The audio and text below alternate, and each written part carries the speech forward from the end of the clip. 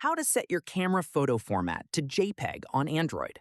This tutorial shows you how to make sure your photos are saved in the right format on your device. First, open the Camera app on your Android device. After that, tap the menu icon at the bottom, the one that looks like four dots forming a square. From there, select Settings from the options that appear.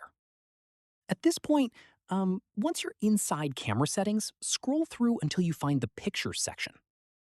In the next step, under Pictures, look for the High Efficiency Pictures toggle. Following this, this setting controls what format your photos are saved in. When it's turned on, your camera saves photos in HEIF format, which takes up less storage space but isn't always supported by every app or website.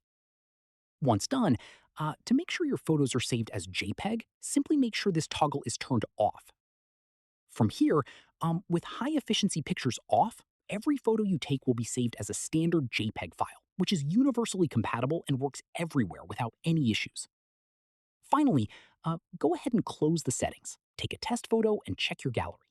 Your photo will now be saved in JPEG format. If this helped you out, give it a like, subscribe for more Android tutorials, and tap the bell for updates. See you in the next one.